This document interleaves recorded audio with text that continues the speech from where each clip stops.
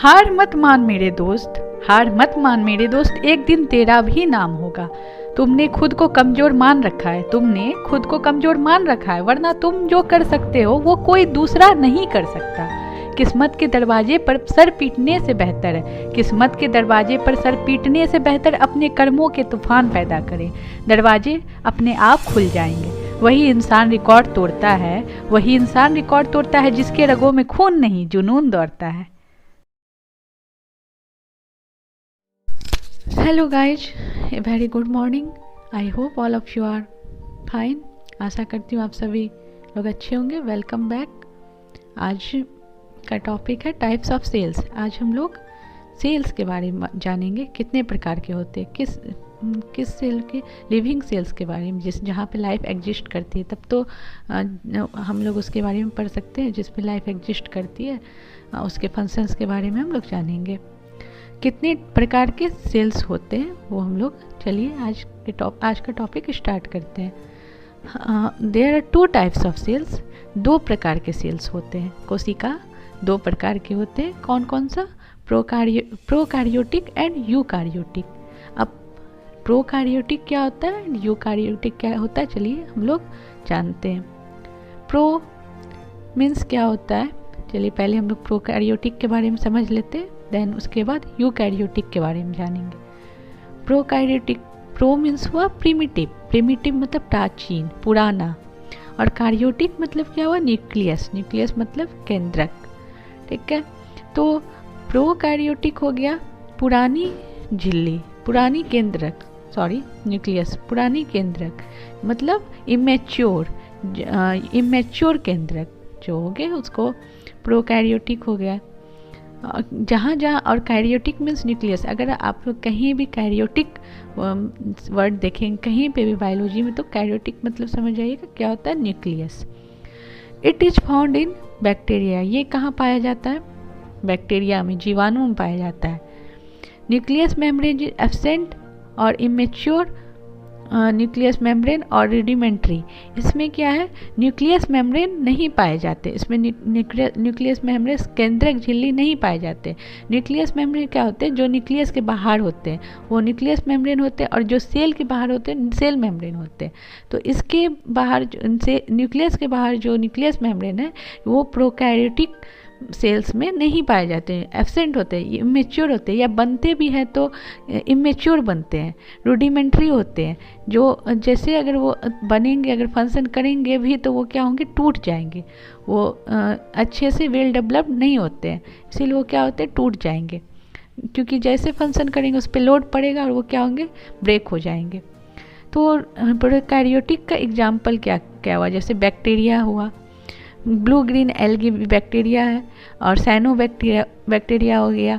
ये सब क्या हो गया? प्रोकैरियोटिक के एग्जाम्पल्स हो गए। और अब यूकैरियोटिक, यूकैरियोटिक क्या है? यूकैरियोटिक हो गया ट्रू, और कैरियोटिक मतलब अभी मैंने बताया न्यूक्लियस, केंद्रक। तो ट्रू मतलब हो गया वेल डेवलप्ड एंड मैच्योर। इसमें क्या होते हैं? सेल्स जो है पूरे डेवलप्ड रहते हैं, वेल डेवलप्ड रहते हैं, मैच्योर सेल्स रहते हैं, जो एकदम अच्छे तरीके से बने रहते हैं। उसके सेल्स के अंदर डिफरेंट उसके ऑर्गेनेल्स होते हैं, जो ऑर्गेनेल्स अच्छे से डेवलप्ड रहते हैं, और उसका अलग अलग फंक्शंस होता है। तो हम लोग सेल ऑर्गेनेल्स के बारे में आगे पढ़ेंगे, जैसे mitochondria, Golgi bodies, endoplasmic reticulum, ये सब सेल के अंदर प्रॉपर तरीके से डेवलप्ड रहते हैं। तो इसके अलग अलग फंक्शंस होते हैं। जैसे हमारे बॉडी में ऑर्गन में अलग अलग फंक्शंस रहते हैं, हमारे बॉडी पार्ट्स के, लीवर्स के अलग फंक्शन हो गए, और जो भी जितने ऑर्गन है हमारे बॉडी में, बॉडी पार्ट्स में, सबके अलग अलग फंक्शंस होते हैं। वैसे हमारे सेल के अंदर भी ऑर्गेनेल्स होती हैं, वो भी अलग अलग, उनका अलग अलग फंक्शंस होता है, तो वो हम लोग आगे पढ़ेंगे। तो इसमें क्या होता है? वो जो फंक्शंस करते हैं वो वेल डेवलप्ड होते हैं, इसीलिए वो फंक्शंस कर पाते हैं। तो यूकैरियोटिक में जो सेल ऑर्गेनेल्स रहते हैं, सेल्स जो रहते हैं, वो क्या रहते हैं? वेल डेवलप्ड रहते हैं, मैच्योर रहते हैं। इसके एग्जाम्पल हो गए फंगल सेल हो गए, एल्गल सेल हो गए, प्लांट सेल हो गए, एनिमल सेल हो गए। तो एग्जाम में क्वेश्चंस आएंगे कि फंगल सेल्स किस तरह का सेल है, तो यूकैरियोटिक, प्रोकैरियोटिक, तो यूकैरियोटिक। बैक्टीरिया कौन सा है? तो प्रोकैरियोटिक। चलिए अब आगे चलते हैं। ब्लू ग्रीन एल्गी, आप लोग ये यहाँ देख सकते हैं प्रोकैरियोटिक एंड यूकैरियोटिक में कुछ कॉमन आपको नज़र आ रहा होगा दोनों में। देखिए ब्लू ग्रीन एल्गी और वहाँ एल्गल सेल, लेकिन दोनों अलग अलग हैं। अगर ब्लू ग्रीन एल्गी आ गया तो वो प्रोकैरियोटिक में रहेगा, वो उसमें क्या बोलते हैं सेल में इमेच्योर रहेगा, लेकिन यूकैरियोटिक एल्गल सेल वो यूकैरियोटिक में आ जाएगा। ब्लू ग्रीन एल्गी क्या है, बैक्टीरिया है, साइनोबैक्टीरिया, लेकिन एल्गल सेल क्या है, एल्गल सेल वो एक प्लांट है और वो वेल डेवलप्ड है। तो यहाँ पे देखिए दोनों में एल्गी कॉमन है, देख एल्गल और एल्गी। यहाँ पे एक एक्सेप्शन है, वो अभी आगे क्लियर करते हैं। देखिए ब्लू ग्रीन एल्गी को is also known as connective link between bacteria and algae. ये क्वेश्चंस एग्जाम में पूछा जा चुका है कि कनेक्टिव लिंक किसको कहा जाता है बैक्टीरिया एंड एल्गी के बीच में, और वो क्यों, मतलब ब्लू ग्रीन एल्गी को कैसे। देखिए दोनों में एल्गी कॉमन, एल्गल दोनों में कॉमन है, तो ब्लू ग्रीन एल्गी वो कनेक्टिव लिंक होता है बैक्टीरिया एंड एल्गी के बीच में। देखिए कैसे, when many bacteria forms then the evolution process occurs. जब बहुत सारा बैक्टीरिया बनती है तो वहाँ इवोल्यूशन प्रोसेस होता है, मतलब वो ग्रोथ जब करती है, बैक्टीरिया ग्रोथ होती है, डेवलपमेंट होता है बैक्टीरिया का, तो वो क्या होता है एल्गी में कन्वर्ट हो जाता है। तो वो बैक्टीरिया क्या होगा, एल्गी में कन्वर्ट हो जाता है, तो उसी बैक्टीरिया को क्या बोलते हैं, ब्लू ग्रीन एल्गी बोलते हैं। जो बैक्टीरिया का जो इवोल्यूशन होकर के, डेवलपमेंट होकर के, जो वो बैक्टीरिया एल्गी में जब कन्वर्ट हो जाए तो उसको क्या बोलते हैं, ब्लू ग्रीन एल्गी बोलते हैं। लेकिन ये क्या है, प्रोकैरियोटिक सेल है, और एल्गल जो है यूकैरियोटिक है।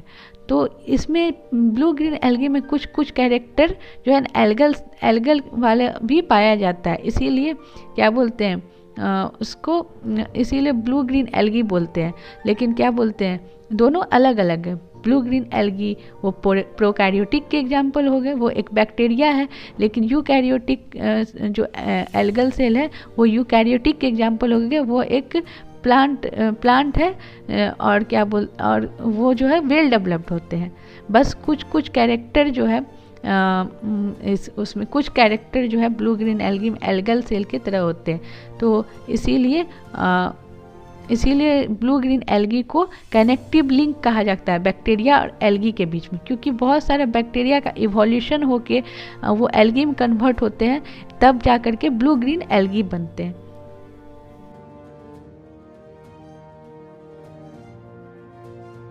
चलिए अब आगे जानते हैं न्यूक्लियाइड। न्यूक्लियाइड क्या होता है, जेनेटिक मटेरियल होता है under prokaryotic is known as nucleoid. जो प्रोकैरियोटिक सेल का जेनेटिक मटेरियल होता है उसको क्या बोलते हैं, न्यूक्लियाइड कहते हैं। आनुवांशिकीय पदार्थ, जेनेटिक मटेरियल क्या होता है, जेनेटिक मटेरियल हुआ डीएनए हम लोग सभी जानते हैं, जो हेरिडिटरी को ट्रांसफ़र करता है। उन डीएनए के बारे में, आरएनए के बारे में हम लोग आगे पढ़ेंगे, यहाँ पहले प्रोकैरियोटिक्स में जानते हैं। जेनेटिक मटेरियल का जो क्या करता है, जेनेटिक मटेरियल प्रोकैरियोटिक में जो जेनेटिक मटेरियल होते हैं उसको क्या बोलते हैं, न्यूक्लियाइड बोलते हैं। जेनेटिक जो प्रोकैरियोटिक में जो के अंदर जो जेनेटिक मटेरियल होते हैं उसको न्यूक्लियाइड बोलते हैं। It is also known as genophore, मतलब जो जीन का ट्रांसफ़र करता है, तो और हेरिडिटरी जो रहता है जीन डीएनए जो करता है वो उसको क्या बोलते हैं, न्यूक्लियाइड बोलते हैं, और उसको हम लोग जीनोफोर भी बोल सकते हैं। तो क्या होता है कि न्यूक्लियस के अंदर डीएनए बनते हैं, थोड़ा सा जो डीएनए बनते हैं वो क्या होता है, न्यूक्लियस के चारों तरफ गोल होकर के चिपक जाता है। जो अंदर जो डीएनए बनते हैं वो गोल होकर के धीरे धीरे चिपक करके न्यूक्लियस के बाहर आने लगता है घूम करके, और वो क्या होता है, जो न्यूक्लियस के बाहर आ जाता है उस वैसा डीएनए को क्या बोलते हैं, न्यूक्लियाइड बोलते हैं। ठीक है, और जो न्यूक्लियस के जो बाहर आ जाता है वो डीएनए जो होता है एट द साइटोप्लाज्म के पूरा न्यूक्लियस के निकल करके जो न्यूक्लियस के बाहर आ जाता है जो डीएनए, वो जो होता है वो साइटोप्लाज्म पे आ जाता है। वो डीएनए क्या होता है, सेफ नहीं होता है, वो इमेच्योर होता है, वेल डेवलप्ड नहीं होता है। डीएनए और जो डीएनए जो होता है, क्वेश्चंस पूछे जा सकते हैं कि डीएनए जो होता है वो किस प्रोटीन से बना हुआ रहता है। डीएनए क्या चीज़ से बना रहता है? हिस्टोन प्रोटीन से बना हुआ रहता है, ठीक है। और histone protein are not found in prokaryotic cell. Histone protein क्या होता है? प्रोकैरियोटिक सेल में नहीं पाया जाता। क्योंकि जब वो बनते ही नहीं है, बनेंगे ही नहीं, इमेच्योर होंगे, तो उसमें डीएनए में हिस्टोन प्रोटीन पाए कहाँ से जाएंगे? बिकॉज दे आर इमेच्योर होते हैं। वो क्या होते हैं? डीएनए जो भी बनते हैं थोड़ा सा वो गोल गोल हो करके न्यूक्लियस के बाहर आकर के वो चिपक जाते हैं, न्यूक्लियस के बाहर निकल जाते हैं, तो वो सेफ नहीं होते। जो न्यूक्लियस के अंदर रहेंगे तो वही फंक्शन करेंगे, वो वेल डेवलप्ड रहेंगे। लेकिन जो बाहर आ जाएंगे, साइटोप्लाज्म पे आ जाते हैं, वो सेफ नहीं होते, वो इमेच्योर होते, वेल डेवलप्ड नहीं होते हैं। जैसे ही फंक्शन करना चाहेंगे वो क्या होंगे? ब्रेक हो जाएंगे, टूट जाएंगे, उस पर लोड पड़ेगा, वो टूट जाएंगे। तो डीएनए जो क्या चीज़ से बनता है? जो भी बनता है वो हिस्टोन प्रोटीन से बनता है। और वो क्या होता है? इसमें हिस्टोन प्रोटीन नहीं पाए जाते क्योंकि इमेच्योर होते हैं। सीधा सा बात, इमेच्योर होते हैं तो इसमें हिस्टोन प्रोटीन बनेंगे ही नहीं। और इट्स डीएनए आर राउंड, और इसका जो डीएनए जो भी थोड़ा सा बनते हैं वो क्या होते हैं? राउंड शेप के होते हैं, और सिंगल या डबल ऐसे राउंड शेप के बने रहेंगे, ठीक है। अब आते हैं हम लोग यूकैरियोटिक जेनेटिक मटेरियल के बारे में। यूकैरियोटिक का जो जेनेटिक मटेरियल होता है वो प्रोटेक्टिव एंड सेफ होता है because it's DNA is mature. वो क्या होता है? पूरे तरीके से बनता है, मतलब मैच्योर रहता है, वेल डेवलप्ड रहता है, और वो न्यूक्लियस के अंदर ही बनता है, वो न्यूक्लियस के बाहर नहीं आएगा। और तो वो क्या रहता है? वो एकदम सेफ रहता है, उसके अंदर रहेगा, न्यूक्लियस के अंदर रहेगा तो सेफ रहेगा। और प्रोटेक्टिव रहता है वो एक तरह पूरा। तो वो क्या होता है? मैच्योर रहता है, पूरा वेल डेवलप्ड रहता है, पूरे तरीके से परिपक्व रहता है, एकदम डेवलप्ड रहता है। वो उसमें फंक्शंस हो सकते हैं, वो ब्रेक नहीं होगा, ठीक है। इट्स डीएनए और हेलिक्स, उसका डीएनए क्या होता है? हेलिक्स शेप में रहता है, हेलिक्स शेप में पाया जाता है। आप देख सकते हैं फिगर में, हेलिक्स शेप में पाया जाता है। DNA are made up of histone protein. अब इसमें डीएनए बनेंगे, फंक्शंस होंगे, तो इसमें डीएनए तो बनेंगे। इसमें डीएनए क्या होता है? बनते हैं। और डीएनए क्या चीज़ से बनता है? बने रहते हैं, हिस्टोन प्रोटीन से बनते हैं, ठीक है। डिफरेंस बिटवीन, अब हम लोग जानते हैं prokaryotic cell and eukaryotic cell में डिफरेंस क्या है। प्रोकैरियोटिक वीक सेल होते हैं, ठीक है। आगे भी मैंने पहले बताया कि वीक सेल होते हैं, कमज़ोर होते हैं, प्राचीन होते हैं, ठीक है। जैसे हम लोग आप लोग देखते हैं, जैसे हम एज होते जाता है, ओल्ड एज होते जाता है, तो क्या होता है?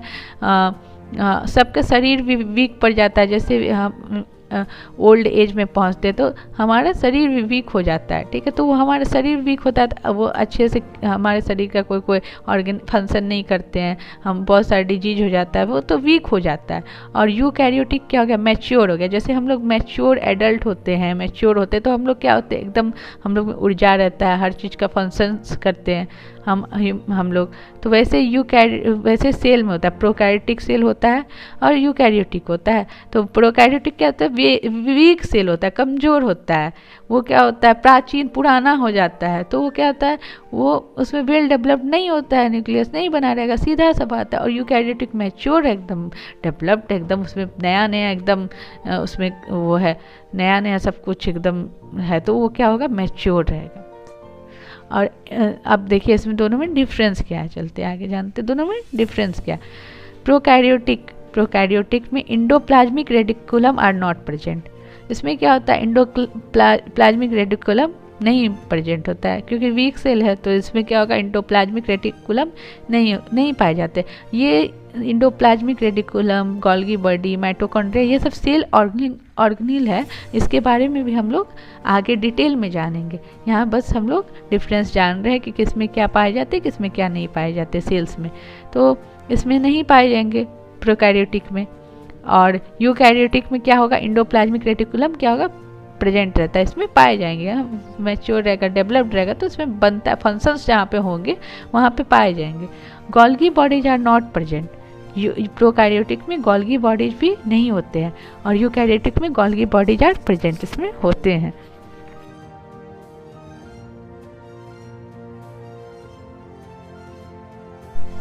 Lysosomes are not present. Prokaryotic में लाइजोसोम्स भी नहीं होते हैं, और इसमें क्या होता है? Lysosomes are present. Mitochondria are not present. और इसमें क्या है, माइटोकॉन्ड्रिया आर प्रेजेंट। इसमें है राइबोसोम प्रेजेंट। इसमें दोनों में राइबोसोम प्रेजेंट रहते हैं, प्रोकैरियोटिक में भी और यूकैरियोटिक में। लेकिन दोनों में डिफरेंस क्या है कि इसमें 70 डिग्री सेडबरी होता है। सेडबरी जैसे यूनिट, सेडबरी एस सेडबरी हो गया, ठीक है, यूनिट हुआ ये, तो इसमें 70 डिग्री सेडबरी रहता है, और उसमें यूकैरियोटिक में 80 डिग्री सेडबरी रहता है। दोनों में होता है लेकिन डिफरेंस होता है। Histone protein not present. इसमें क्या होता है, अभी मैंने आगे पीछे मैंने बताया था कि हिस्टोन प्रोटीन जो होता है डीएनए में, डीएनए जो प्रोटीन से बनता है उसको हिस्टोन प्रोटीन बोलते हैं। तो हिस्टोन प्रोटीन पहले भी मैंने बताया कि प्रोकैरियोटिक में नहीं बनेंगे क्योंकि इमेच्योर होंगे।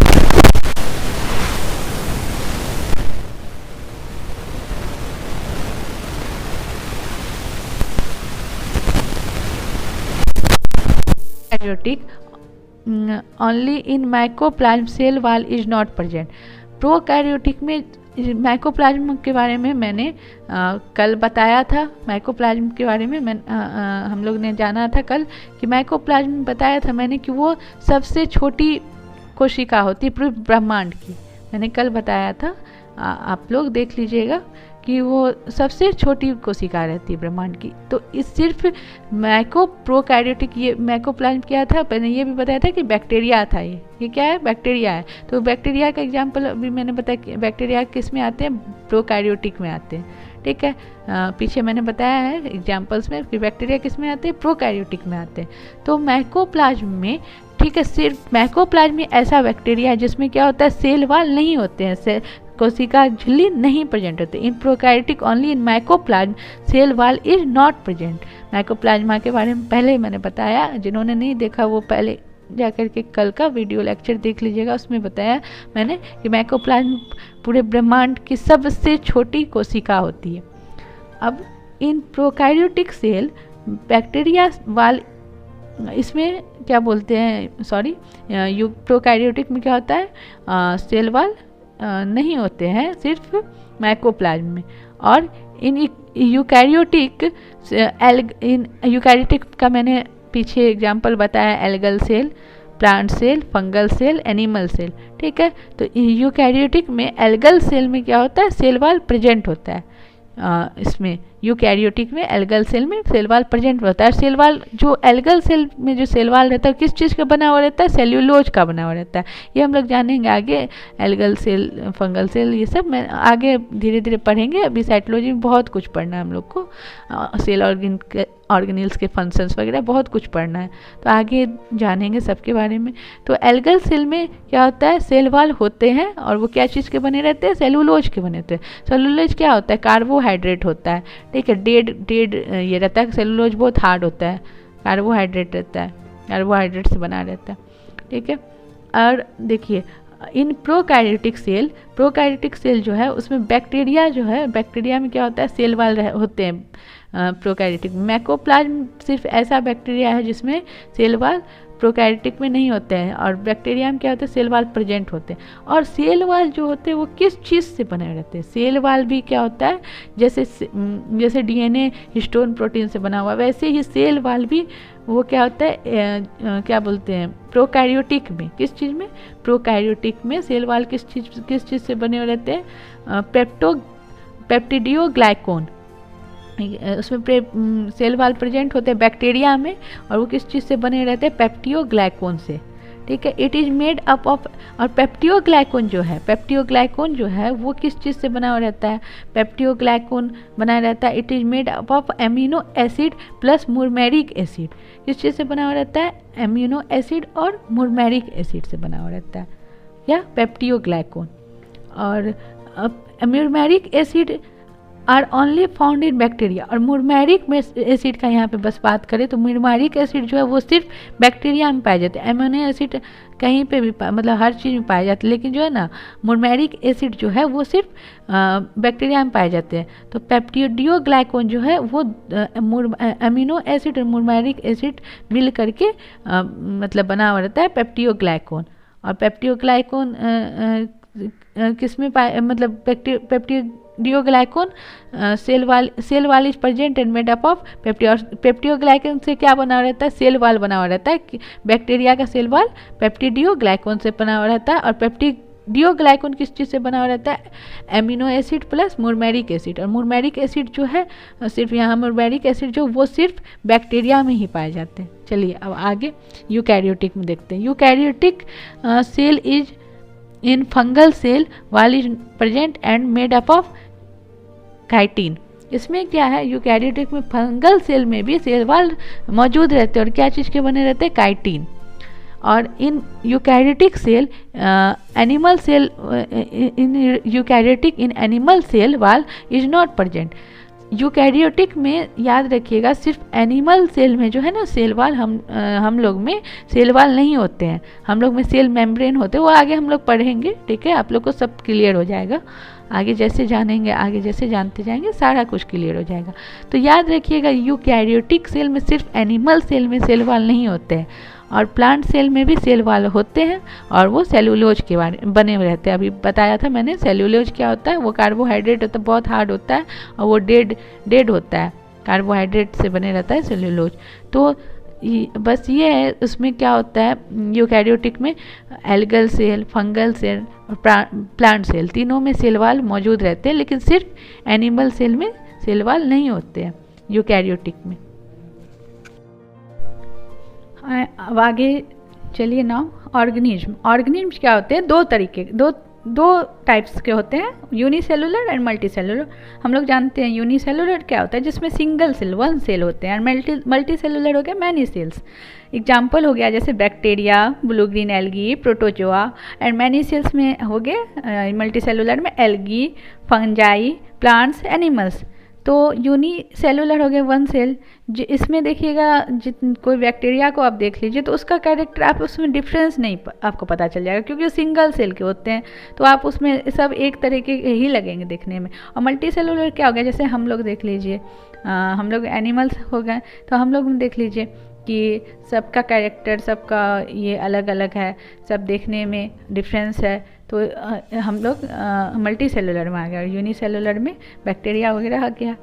ठीक है, तो यहीं पे आज हम लोग एंड करते हैं। अब हम लोग कल आगे जानेंगे, सीखेंगे, पढ़ेंगे। और साइटोलॉजी में अभी बहुत कुछ पढ़ना है, तो सेल ऑर्गेनेल्स वगैरह है, सबके फंक्शंस है, वो सब जानेंगे। Thank you for watching.